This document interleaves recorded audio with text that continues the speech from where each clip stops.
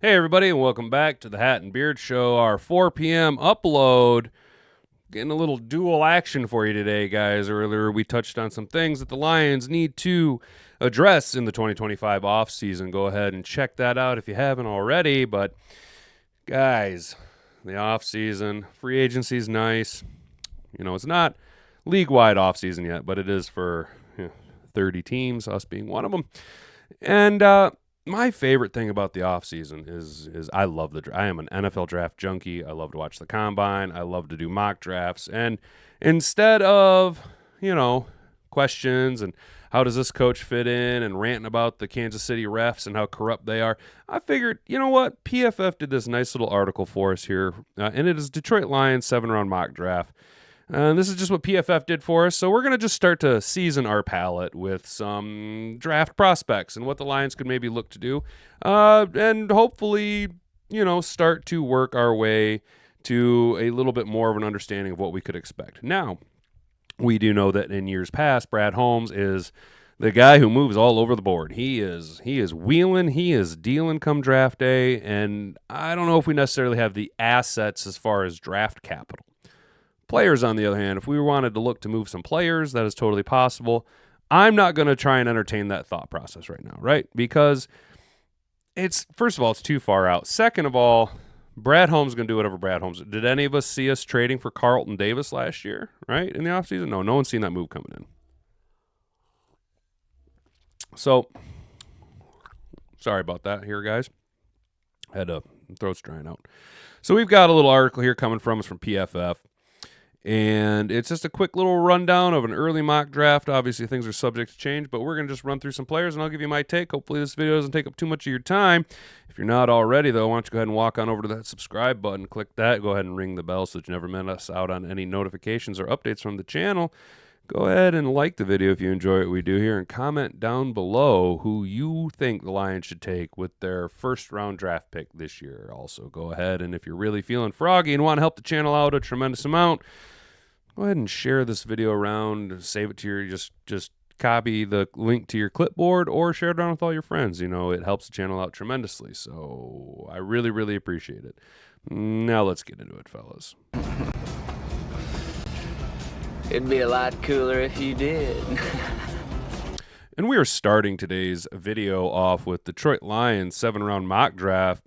According to PFF, the Lions add to secondary and find a partner for Aiden Hutchinson, something that we've needed for a while. That guy was supposed to be a Lee McNeil this year, and he was looking great until the injuries just piled up on us. This is an estimated 2-minute read. See how long I can stretch it out with my 5th grade reading level.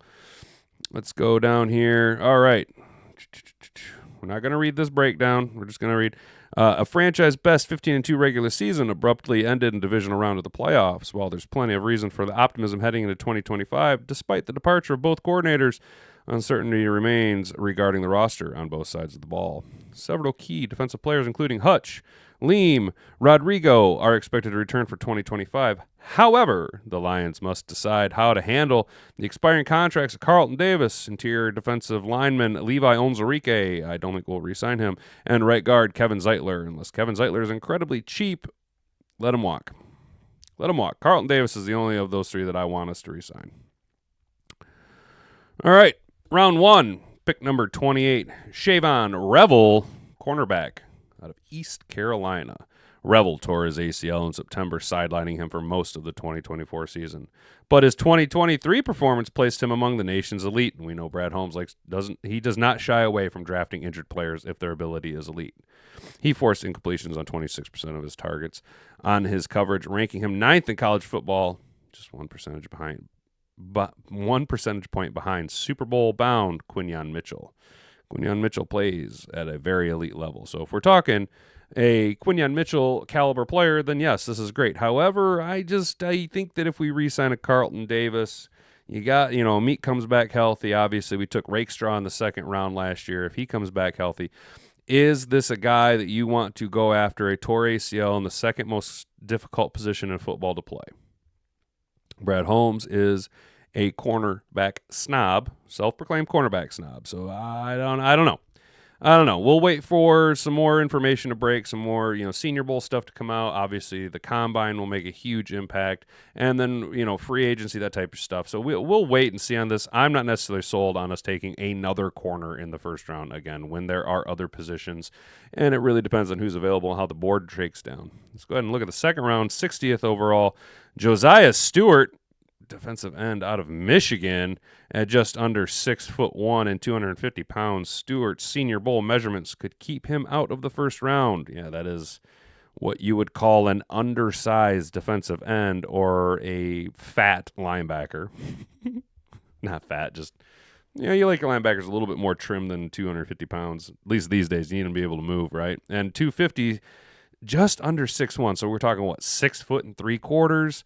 245. I mean, yeah, it's a stocky little stump of a defensive end. Can he set the edge? Is he? I don't know. I don't watch a lot of U of M football. I'm not a Wolverines fan. However, his outstanding 2024 production at Michigan and well-rounded skill set make him look NFL ready. His 48% win rate on true pass rush sets led the nation last season. That's pretty impressive considering the level of talent that he'd be playing against. We're gonna double dip here. Going in the fourth round, the Lions are going to go after Ja Joyner, defensive end out of Minnesota. So this is more your prototypical. Literally says it right there. At 6'4", 263 pounds, Joyner has more prototypical size of an NFL edge rusher. But a dip in production as a senior could take a valuable pick for Detroit. In 2024, he recorded just 4 sacks and 6 quarterback hits. But his junior season was far more productive, tallying 10 sacks, 49 total pressures, and an impressive 23.3% win rate. Now, think about that. An impressive 23.3% win rate in his junior year where he was a little bit more productive, whereas Josaiah Stewart from Michigan was winning at a 48% win rate on true pass rush sets. So what you have here is a little bit more speed, a little bit more technicality, and right here you got a little bit more just raw athleticism with Ja Joyner versus Josaiah Stewart. So that'd be our fourth round. We're missing we don't have a third round pick, and we don't have a fifth round pick. We got a 6th and 2 7th. In the 6th round, Dylan Fairchild, a guard out of Georgia. Fairchild allowed just 1 sack and 2 quarterback hits over 2 seasons as a starter for Georgia. That's playing in the SEC against some high talent. Some just elite level talent. Not necessarily mad at it. You guys know that I want us to address the interior offensive line. I don't see any interior defensive line depth being added, though, so maybe we really are expecting Mekhi Wingu to take that big step forward. Round 7, linebacker Teddy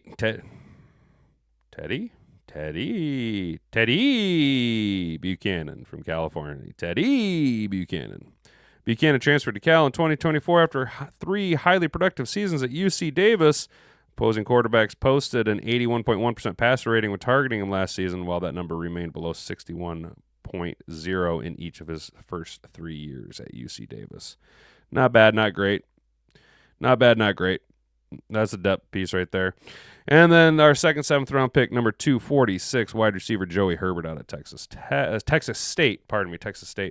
Hobart has steadily improved throughout his career, emerging as a dynamic weapon in Texas State's passing game. At Utah Tech in 2022, he struggled with drops, letting 13 passes slip through his hands. However, after transferring to Texas State, a little bit better talent, a little bit better coaches, he significantly progressed, dropping just 1 in 75 catchable targets last year. Well, that's impressive. He also racked up 360 of his 713 receiving yards after the catch, largely thanks to forcing 21 missed tackles. All right, so you got an Amon-Ra St. Brown right there. That's what you got, is another Amon-Ra, which makes sense because it's looking like we're probably going to end up having to part ways with Khalif Raymond. Again, a salary cap casualty. Expect the majority of our shocking moves to be future cap, casualty guys. All right, so that wasn't too bad. That was I don't necessarily agree with going corner again in the first. That would be, so if we went with Shavon Revel, that would be 3 corners in our first 2. That'd be 2 corners in the first round, 1 in the second round of our last 3 first 2 round picks, if that makes sense. And that's kind of a roundabout way of getting there. I'm not necessarily mad about Josaiah Stewart because I need us to have more support, more depth, more availability. I'm not saying Pascal's not that guy, but what I am seeing here out of Josaiah Stewart is speed and athleticism, especially in the Big Ten. You're not mad about that. And I definitely kind of like this Dylan Fairchild. We need to do some investigation on Fairchild because although Christian Mahogany does look to be the heir apparent for a potentially retired, or if not, a free agent bound Kevin Zeitler, Graham Glasgow, his availability to be a backup center is a boon, right? That does add some depth and some value to the guy's spot. However, he took a full step back, almost a whole letter grade worse in his production this year versus last year. So he's not a young guy. I'm not knocking him, but we do need to start to find a replacement because obviously Sorsdahl isn't developing. Kyoto Awashika, not necessarily the best offensive lineman, a good depth piece, but we need to find a future for the left guard spot if Christian Mahogany is going to be their future for the right guard spot. And there's a nasty mauler to put right next to Penei Sewell. So obviously, not bad. But according to PFF, they gave the first 2 picks a C+ overall. I'm not too wild about Shavon Revel, but we'll see. Let the process shake out. We're gonna do our own mock drafts here moving forward in the next little bit. But this is a little article to kind of change up the flow of coaching talk. Hopefully you guys enjoyed it. Let me know down in the comment section below what you're expecting the Lions to do. What would you do with our first round pick? As always, I've been Hattenbeard. You've been an attentive audience. We'll see you guys tomorrow for whatever news may come our way. Bonga bonga. Frig off.